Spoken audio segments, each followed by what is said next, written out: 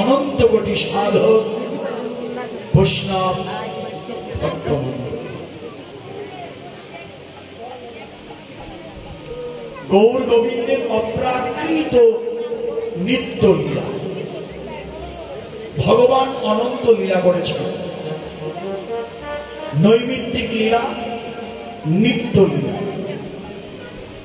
নিত্য চলমান ভগবানের নৈমিত্তিক লীলা কখনো কখনো তিনি করেন, যেমন নৌকা বিলাস, দান লীলা, কলহান্তরিতা, এই সমস্ত লীলাগুলো ভগবান কোনো কোনো সময় করেন। আর আজকে যে লীলা স্মরণ হচ্ছে নিত্য লীলা, প্রতিদিনের ভজন। আমাদের যেমন নিত্য ভজন করার কথা,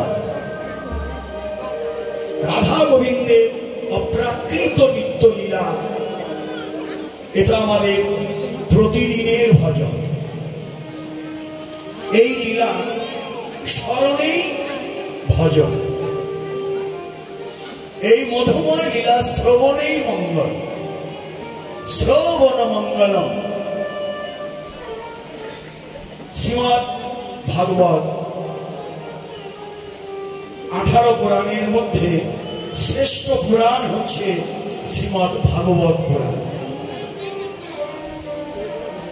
এই ভাগবত পুরাণে যে শ্লোক, তব কথামৃতং তপ্ত জীবন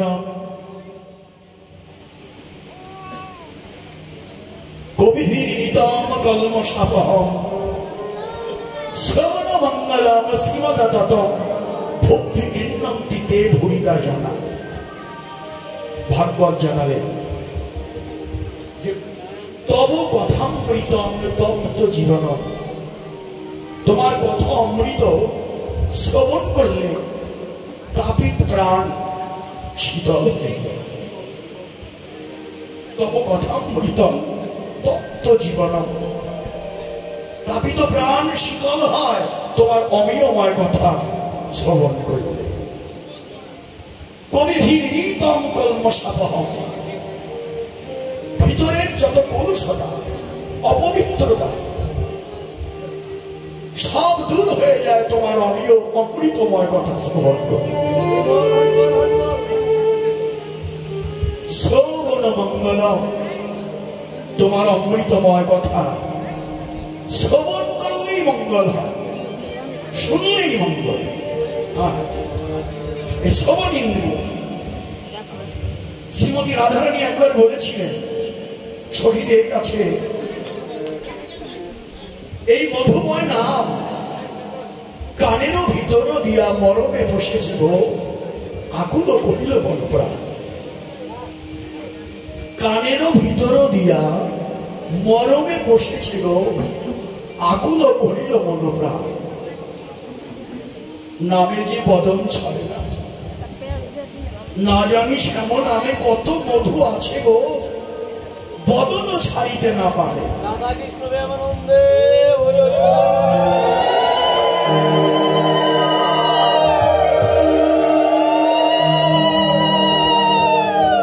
না জানিস এমন নামে কত মধু আছে গো, বদনও ছাড়িতে নাহি পারে। নামে বদন ছাড়ে না রে, বদনেও নাম ছাড়ে না। নামের এমন কৃপা, যদি ভাগ্যক্রমে ওই নাম যদি কৃপা করে, নামে বদন ছাড়ে না, বদনেও নাম ছাড়ে না। আপনি নাম ছাড়তে চাইলেও নাম আপনার বদন থেকে যাবে না। এটা হলো নামের কৃপা। যে কৃপা হয়েছিল ব্রহ্ম হরিদাসের, 3 লক্ষ বার নাম জপ করেছিল। এই অমিয় নাম শ্রবণে মঙ্গল, শুনলেই মঙ্গল। ভগবানের কথা অমৃত শুনলেই মঙ্গল। তার কথা মতো জীবন যদি চালিত হয়, মহা মহা মঙ্গল সাধিত হয়। তাহলে জানিয়ে দিলেন তার কথা, তার নাম, তার লীলা গুণ কীর্তন কত মধুর। সেই কথা অমৃত আজ আমরা শ্রবণ করতে বসেছি। শ্রবণ ইন্দ্রিয় ধন্য হবে। আমরা প্রথমেই গৌরচন্দ্রিকা, আমাদের যে ভজনের ধারা, গৌরের কথা না বললে, গৌরের কৃপা যদি না হয়, বৃন্দাবনে যাবার যোগ্যতা আমাদের হবে না। এজন্যই প্রথমে দাঁড়িয়ে আমরা গৌরের কথা বলি। চৈতন্য মহাপ্রভু যিনি আমাদেরকে বাঁচিয়েছেন, 539 বছর পার হয়ে 540 বছরে পদার্পণ করেছে আমার মহাপ্রভু শ্রী চৈতন্য মহাপ্রভু। তার কথা আগে বলতে হবে, তার চরণে আগে আত্মসমর্পণ করতে হবে, তারপরে আমাদের বৃন্দাবন লীলা স্মরণ করার প্রয়াসী হতে হবে। চৈতন্যদেব সম্পর্কে আমরা খুব সৌভাগ্য, আমাদের খুব আনন্দ, আমাদের মাঝে যারা আজকে এসেছেন সর্বোচ্চ বিদ্যাপীঠে ঢাকা ইউনিভার্সিটি, জাহাঙ্গীরনগর ইউনিভার্সিটির ডক্টরেট গণ আমাদের সামনে আজকে উপস্থিত। আপনারা খুব আনন্দিত, যে না আনন্দিত হবেন যে আমরা খুব অহংকার করি, যাদেরকে নিয়ে গর্ব করি, যারা মুসলমান সন্তান, হিন্দু মুসলমান বৌদ্ধ খ্রিস্টান কারো গায়ে লেখা থাকে না। গণসংগীতে বলে না, আমাকে একটা সাদা মানুষ দাও যার রক্ত সাদা, আমার একজন কালো মানুষ দাও যার রক্ত কালো, যদি দিতে পারো প্রতিদানে যা মূল্য তা পেতে পারো। আমরা সৌভাগ্যবান, আমার দোলালদা সৌভাগ্যবান, গ্রামবাসী সৌভাগ্যবান, সেই সর্বোচ্চ বিদ্যাপীঠের শিক্ষক মন্ডলী তারা আমাদের কাছে এসেছেন। তাদেরকে আমরা অভিনন্দন জানাই, আমরা তাদেরকে শত সহস্র কোটি প্রণাম জানাই। তাদের কল্যাণ হোক, তাদের মঙ্গল হোক, সবাই মিলে তাদের জন্য একটি উলুধ্বনি হরিধ্বনি দিয়ে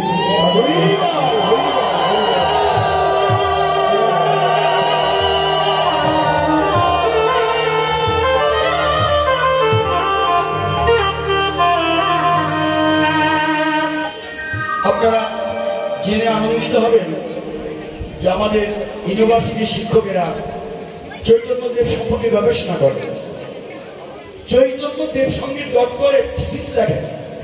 ভারতবর্ষ থেকে ডক্টর সিরাজুল ইসলাম আরো অনেক বিদ্বান ব্যক্তি বাংলাদেশে এসে চৈতন্যদেব সম্পর্কে যে তথ্য দিয়েছেন, যা আমরা সারা জীবনে অধ্যয়ন করেও তা জানি না। হ্যাঁ, মুসলমানের ছেলে হয়ে চৈতন্যদেব যে কি শুধু প্রেমের ঠাকুর তাই নয়, চৈতন্যদেব বাংলা ভাষার প্রাণদাতা। তিনি না আসলে আমরা যেমন বাংলা ভাষাকে উদযাপন করতে গিয়ে রফিক শফিক বরকতের নাম স্মরণ করি, তার আগে চৈতন্যদেবকে স্মরণ করা বিশেষ প্রয়োজন। তিনি না আসলে এই বাংলার এই মহিমা মণ্ডিত ভাষার প্রাণ উজ্জ্বল হতো না। তারা বলছেন চৈতন্যদেব বাংলা ভাষার প্রাণদাতা। তাহলে সেই চৈতন্যদেব সম্পর্কে তারা গবেষণা করে কত উন্নত তথ্য দিচ্ছে। কিন্তু আমার কাছে গৌর শুধু আমার দেশের মানুষ কেন, পাশ্চাত্যে আমেরিকা বলুন, অস্ট্রেলিয়া বলুন, আমার গৌরকে নিয়ে তারা এত আনন্দে মেতে আছে। আমার গৌরের হরিনাম কৃষ্ণ নামকে বিদেশিরা যে ভক্তি মাঠা অন্তরে তারা কৃষ্ণ নাম করে, আপনারা দেখবেন আমাদের সম্পদ, আমার মহাপ্রভু পিতৃভূমি সিলেট দক্ষিণ ভাগ আমাদেরই সম্পদ। আমার পাশ্চাত্যের তারা গ্রহণ করেছে, কিন্তু আমরা এখনো সেই গৌরকে চিনতে পারিনি। হ্যাঁ, যে তিনি আমাদেরকে কি দিয়েছেন। আমরা এই ভজন জানতাম না, নাচিয়া গাহিয়া খোল করতাল লইয়া বহুজন মিলিত হইয়া হরিনাম করে যে ভজন হয়, এটা আমরা জানতাম না। জানিয়েছেন কলি পাবন অবতার গৌরাঙ্গ মহাপ্রভু, তিনি আমাদের বান্ধব, গোলকের হরি, গোলকের আসন ছাড়ি ভুলকে অবতরি কাঙ্গালের বেশ ধরি, ধুলাই দিয়ে ধরা ধরে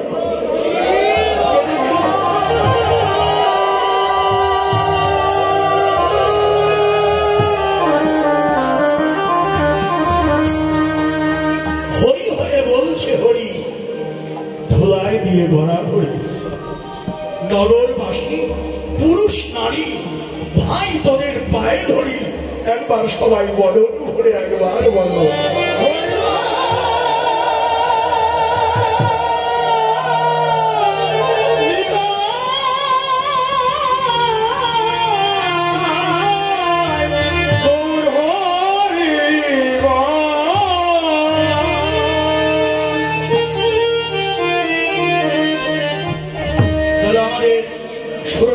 চন্দ্রিকা দিয়ে পদকর্তা পদ লিখলেন। হে মশায়ে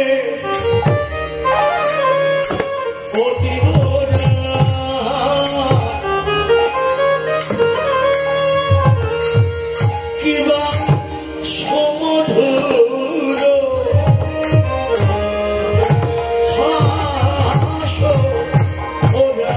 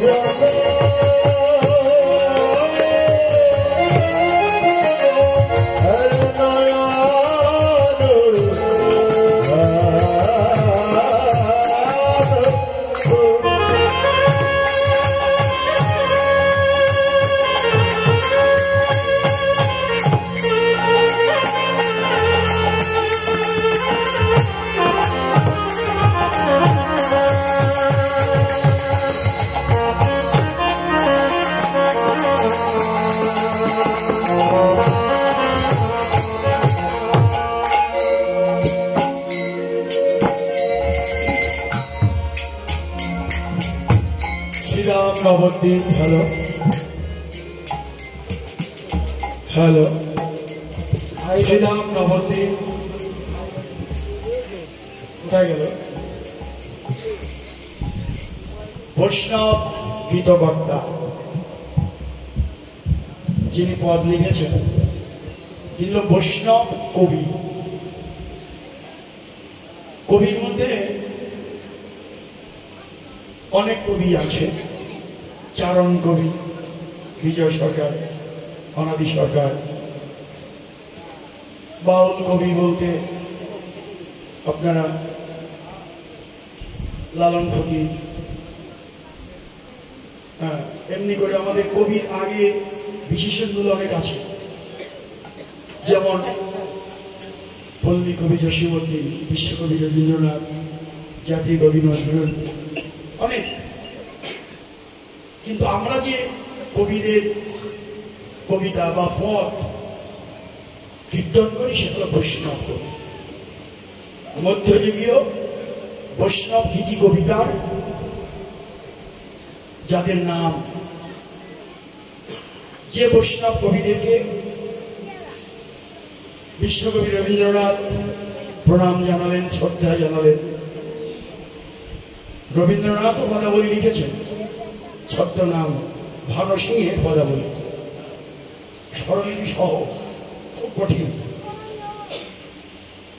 সেই বিশ্বকবি রবীন্দ্রনাথ ঠাকুর তিনি নিজেই ব্যক্ত করলেন যে আমি বিশ্বকবি হলেও বৈষ্ণব কবিদেরকে প্রণাম জানাই, যারা ভাব নয়নে গৌর গোবিন্দের লীলাকে কেন্দ্র করে পদ রচনা করেছেন, ভাব নয়নে দর্শন করেছেন। এই জন্য আমি তাদেরকে প্রণাম জানাই।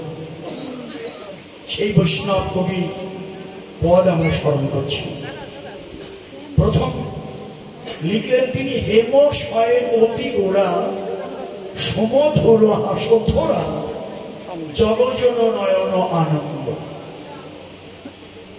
হেম মানে সোনা, হেম শয় মানে সোনার চেয়েও অতি মনোহারী রূপমাধুরী, তার নাম দিলেন গোড়া। পদকর্তা গৌরাঙ্গ মহাপ্রভু বললেন না, চৈতন্যদেব বললেন না, নিমাই বললেন না, বিশ্বাম্ভর বললেন না, বললেন গোড়া। কি চমৎকার তার ভজন, নামের মধ্য দিয়ে তার পরিচয়টা তুলে ধরলেন। গোড়া বলতে গোবিন্দ লিখতে প্রথম অক্ষর গো, রাধা লিখতে আদ্যাক্ষর হচ্ছে না। কি হলো?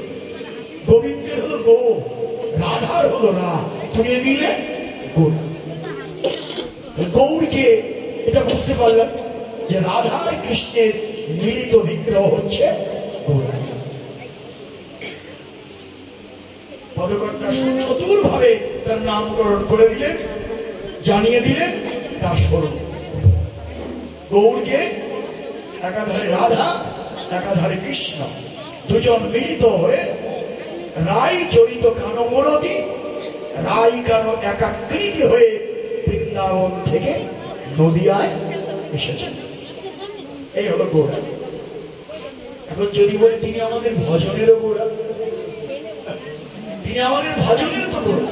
গোড়া মানে মূল। গাছের উপরে উঠতে হলে প্রথমে তো গোড়া ধরে উঠতে হয় ভাই। ওইরকম ভজনে যদি উপরে উঠতে হয়, আমার গৌরের চরণ ধরে উঠতে হবে। এই ভজনই পেতাম না। বাসুদেব ঘোষ চমৎকার পদ লিখে বললেন, এই গৌর যদি না আসতো, কি বললেন?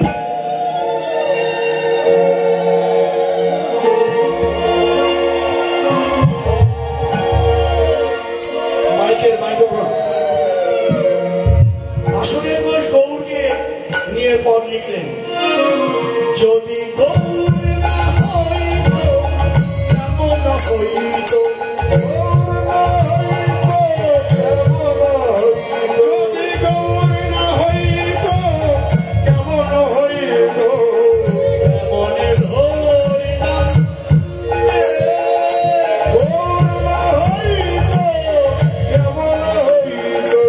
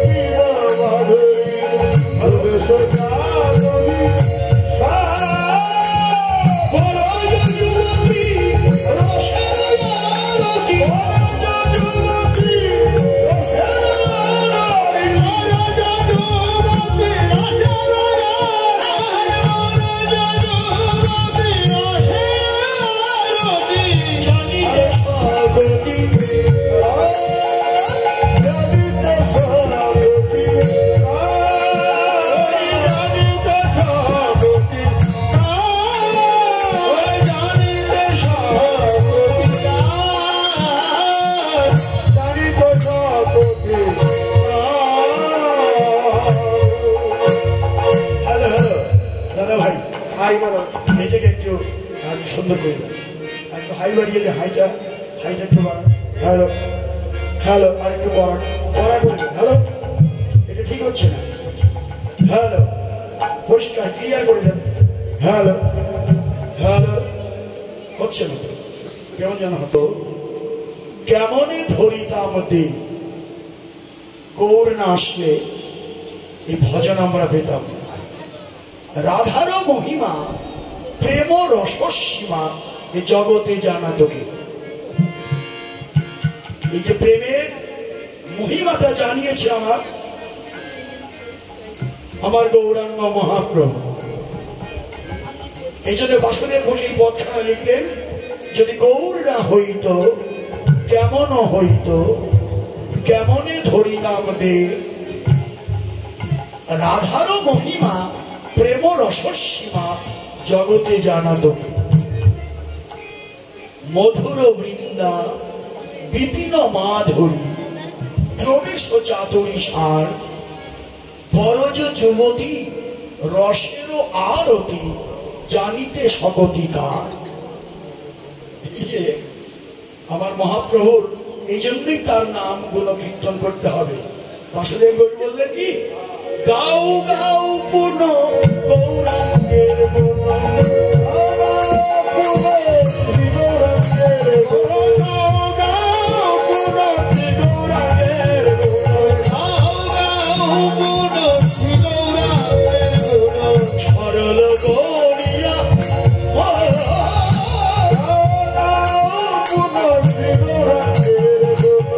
সরল গৌরিয়া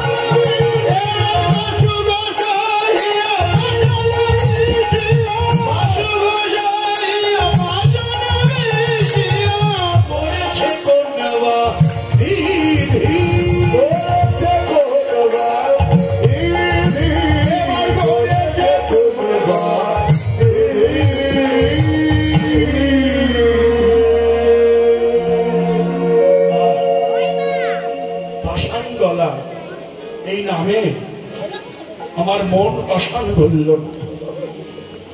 যে নামে পাষাণ গলে জল হয়ে যায়, আমার মন পাষাণ গলে না। পাষাণ হলে যেত বলে মন পাষাণ গলে না। আজকে সেই গৌর এখানে আছে। এটাই নবদ্বীপ। আপনারা সবাই নবদ্বীপবাসী গৌর ভক্ত। গৌর এখানে আছেন, তার রূপ দর্শন করো, তাকে দেখলেই আনন্দ। যে দেখেছে সেই ভুলেছে। তাকে দেখলেই আনন্দ। এত আনন্দ কেন? আর কি দিয়েই বা দেখবো? এ নয়নে তো তাকে দেখা যাবে না। তাকে দেখতে হলে আর একটি নয়ন চাই। বাল্য শিক্ষায় পড়েছিলেন, একে চন্দ্র, দুয়ে পক্ষ, তিনে নেত্র, তিনটি নয়ন, তিনে নেত্র, দুটো আছে, আর একটি কোথায়? ওই নয়ন হচ্ছে দিব্য নয়ন, জ্ঞান নয়ন। সে নয়ন কে দেবে? গুরু কৃপায় সে নয়ন লাভ করতে হয়। এই জন্য তো গুরু প্রয়োজন। গুরু কৃপা ছাড়া মিলবে না কেলে শোনা। গুরু কৃপা বড় প্রয়োজন। গুরু আচার্য যিনি আমাকে পথ দেখাবেন। এই যে দেখুন স্বামী বিবেকানন্দ প্রশ্ন করলেন, গুরু কেন প্রয়োজন? গুরু নির্বাচন করতে গিয়ে যাকে দেখে তাকে বলে, তুমি কি ভগবান দেখেছো? তুমি কি ভগবান দেখেছো? উত্তর নাই। এমন কঠিন উত্তর তো দেওয়া খুবই মুশকিল। ঘুরতে ঘুরতে এমন জায়গায় গেল, যখনই বলল তুমি কি ভগবান দেখেছো, অমনি উত্তর এলো, হ্যাঁ দেখেছি। আমি তো ভগবান দেখেছি, তোকেও দেখাতে পারি। কে তিনি? ঠাকুর রামকৃষ্ণ পরমহংস। গুরু বরণ করে নিলেন, প্রশ্ন করলেন, আচ্ছা গুরুদেব, আমি তো বই পুস্তক পড়েছি, যে মন্ত্র আপনি আমার কানে দেবেন এটাও আমি বইতে দেখেছি, সবই তো আমি জানি, তারপরেও গুরু কেন প্রয়োজন? রামকৃষ্ণদেব উত্তর দিলেন, গঙ্গা। গঙ্গা দেখিয়ে দিলেন। এই নরেন, বিবেকানন্দের বাল্যকালের নাম তো নরেন। এই নরেন, ওই গঙ্গার দিকে তাকিয়ে দেখ, একটি ডিঙ্গি নৌকা একজন বেয়ে যাচ্ছে। আচ্ছা নরেন বলতো, এই নৌকাটি এই গঙ্গার ঘাট থেকে কালীঘাট যেতে কয় ঘন্টা লাগবে? বিবেকানন্দ বললেন, একা একা বেয়ে যাবে ডিঙ্গি নৌকা, 7-8 ঘন্টা তো লাগবে, তারও বেশি লাগতে পারে। আচ্ছা নরেন দেখতো, তার পাশ দিয়ে একটা স্টিমার চলে যাচ্ছে, ওটা কতক্ষণে যাবে কালীঘাট? বলছে ওটা তো স্টিমার, 1 ঘন্টায় চলে যাবে। আচ্ছা নরেন, ওই ডিঙ্গি নৌকাটি যদি স্টিমারের সঙ্গে বেঁধে দেওয়া হয়, তখন নৌকাটা কতক্ষণে যাবে? কেন 1 ঘন্টায় চলে যাবে? স্টিমারের সঙ্গে বেঁধে দিলে 1 ঘন্টায় চলে যাবে। এটা কি তুমি বুঝলে না গুরুদেব? এটা কি তুমি বুঝলে না? ঠাকুর পরমহংসদেব একটু মৃদু হাসলেন আর বললেন, ওরে নরেন, আমি তো ঠিকই বুঝলাম, তুই তো বুঝলি না।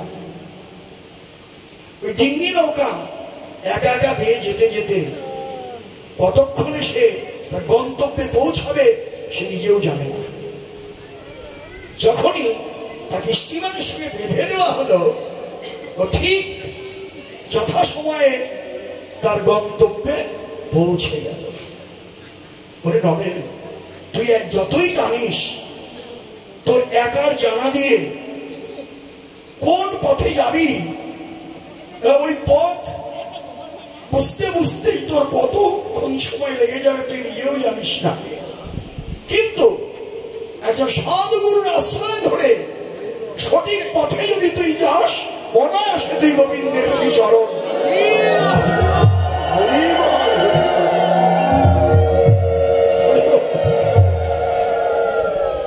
অনায়াসে তুই তোর সঠিক জায়গায় তুই পৌঁছাতে পারবি। এই জন্যেই গুরু প্রয়োজন। গুরু কৃপা হি কেবলম, গুরুর প্রয়োজন আছে। গুরু নয়ন দেবী আমরা প্রণাম করলাম না, অজ্ঞান তিমিরান্ধস্য জ্ঞানাঞ্জন শলাকয়া চক্ষুরৌর্মিলিতং যেন তস্मै শ্রী গুরুবে নমঃ। আমার নয়ন উন্মিলন করে দাও, জ্ঞান নয়ন দান করো। ওই নয়নেই তাকে দেখতে হবে, এই কলুষ নয়নে তাকে দেখা যাবে না। কলুষ নয়ন করো উন্মিলন, সম্মুখে প্রলয় এলো, ঊর্ধ্ব বাহু তুলি শ্রী গৌরাঙ্গেশ্বরী জয় জয় রাধে রাধে।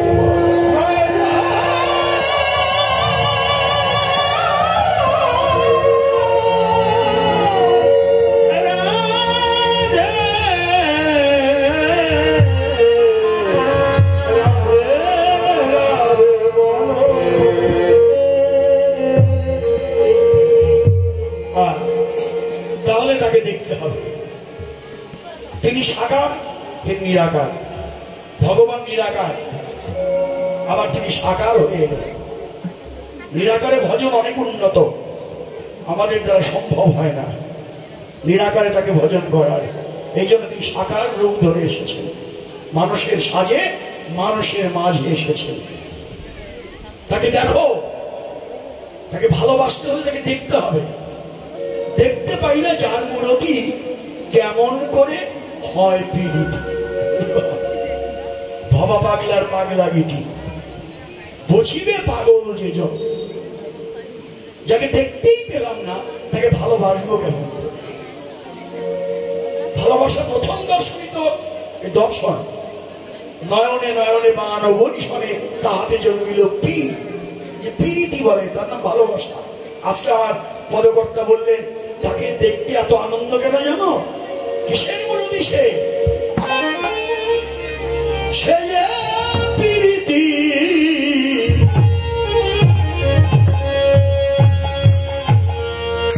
মূরতি কিয়া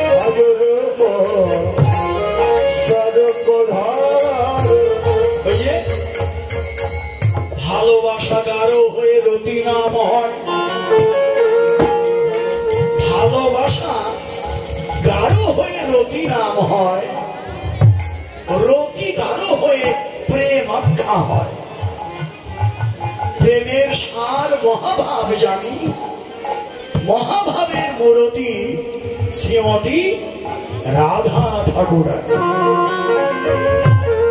তাহলে পীড়িতি রস, অপর নাম ভালোবাসা। ভালোবাসা চাই। আমার মহাপ্রভু সনাতন গোস্বামীকে বললেন কলিযুগে কি প্রয়োজন? রাধা নয়, কৃষ্ণ নয়, গৌর নয়, তাহলে প্রয়োজন কি? পুরুষার্থ শিরোমণি প্রেম মহাধন, অতএব সনাতন জীবের প্রেম প্রয়োজন। প্রেম চাই, ভালোবাসা চাই। জগতে যে করেছে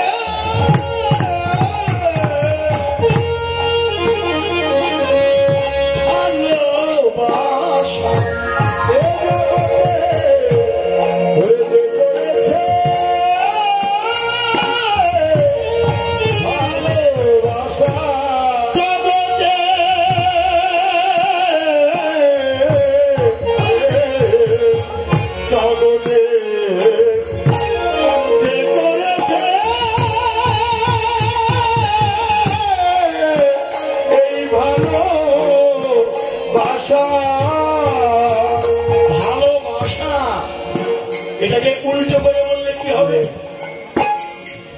ঘুরিয়ে বলি, জগতে যে করেছে এই বাসা ভালো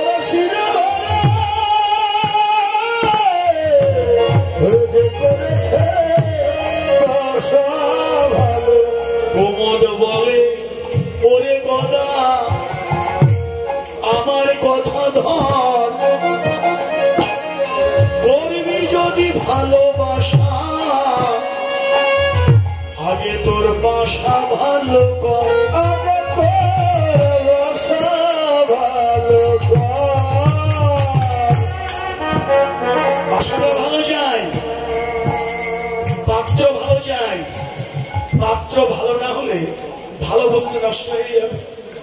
কি বাবা, তেঁতুলের খোসার মধ্যে দুধ ভরলে দুধ কি ভালো থাকবে? দুধ তো ভালো বস্তু, কিন্তু যে পাত্রে ভরলেন ওই পাত্র তো ভালো না। পাত্রের দোষে ভালো বস্তু নষ্ট হয়ে গেল। পাত্রটা ভালো চাই। ভালো বস্তু বলতে গৌর গোবিন্দের লীলা অমৃত। এই অমৃতকে ভালো রাখতে গেলে পাত্র ভালো চাই, ক্ষেত্র তৈরি চাই। ভগবত গীতায় শুনেছেন, ক্ষেত্র ক্ষেত্রজ্ঞ বিভাগজ, ক্ষেত্র তৈরি চাই, অর্থাৎ জমি ভালো চাই, জমির মাটি ভালো চাই।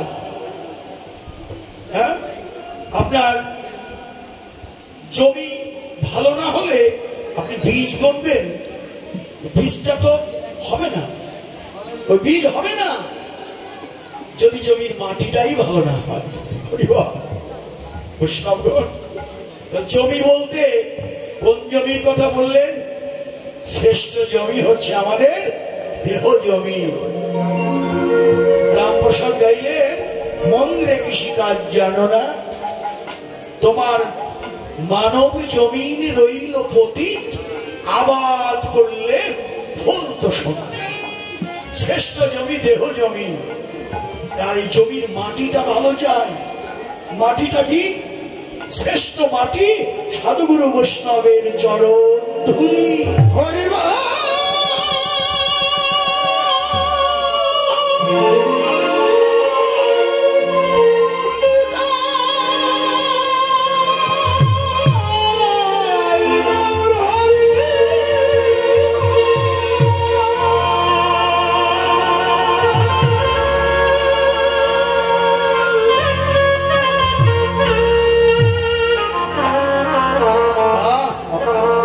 সাধুগুরু বৈষ্ণবের চরণ ধুলি গায়ে মাখো, এই মাটিটা শ্রেষ্ঠ মাটি। আর যার যার নয়নের জল ঢালো, নয়নের জল আর ভক্তের চরণ ধুলি অঙ্গে মেখে মেখে। এই জমি যখন ভালো হবে, আর বীজ এনেছেন মহাপ্রভু হরিনাম মহামন্ত্র, ওটা যখনই দেবে, জমি ভালো হলে, মাটি ভালো হলে তাড়াতাড়ি অঙ্কুরিত হবে, অঙ্কুরিত হবে তাড়াতাড়ি গাছ। তাই সাধুগুরু বৈষ্ণবের কৃপা শ্রেষ্ঠ কৃপা। তাই বাসা ভালো চাই, প্রীতি মূরতি গিয়ে রূপ স্বরূপ ধর। বাসাটা ভালো করবো কি নিয়ে? চৈতন্য মহাপ্রভুর শিক্ষা অষ্টকের একটি প্রধান শ্লোক, চেত দর্পণ মার্জনম ভব মহদবাগ্নি নির্বাপনম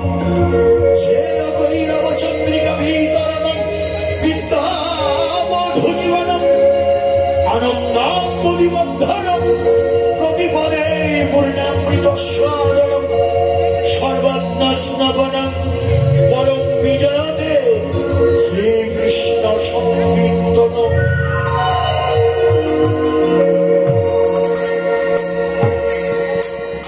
চেত দর্পণ, দর্পণ মানে কি? আয়না। চেত মানে চিত্ত দর্পণ, এই যে ভিতরের আয়না। বাজারের আয়না কিনে আমি বাইরের কালি মুছে ফেলতে পারি, কিন্তু আমার ভিতরের ময়লাটা কিভাবে মুছব? হ্যাঁ, আমার ভিতরের যে আয়নার যে কালি, ওটা মুছতে হবে আগে। তাহলে না ভিতরে যিনি আছেন পরমাত্মা রূপে, যার রূপ আমাকে দেখতে হবে, ভিতরের আয়না দিয়ে দেখতে হবে।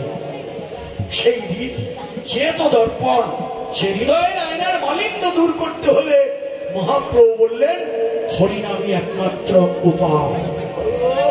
তুমি হরিনাম করো, তুমি কৃষ্ণ নাম করো, তোমার ভিতরের ময়লাটা, ওই আয়নার কালি দূর হয়ে যাবে। তখন তুমি ভিতরের মধ্যে যে পরম বস্তু তা দর্শন করতে পারবে। তাই বলে চেত দর্পণ মার্জন, মার্জন করো। মার্জন হবে কিসে? সাধু সঙ্গ অনুক্ষণ মার্জন হয় ভজন। এই যে আপনারা সাধু সঙ্গ করছেন, হ্যাঁ, ছুটে এসেছেন সাধুর কাছে, ভজন মার্জিত হয়। সাধুর চরণ ধুলি গায়ে লাগলে অপবিত্র দেহ পবিত্র হয়। আমি যে খুলেই জন্ম নেই না কেন, মুচি হয়েও সুচি হব, মন যদি কৃষ্ণ অনুরাগী হয়। শুনেছেন না আপনারা? মুচির ছেলে রবিদাস,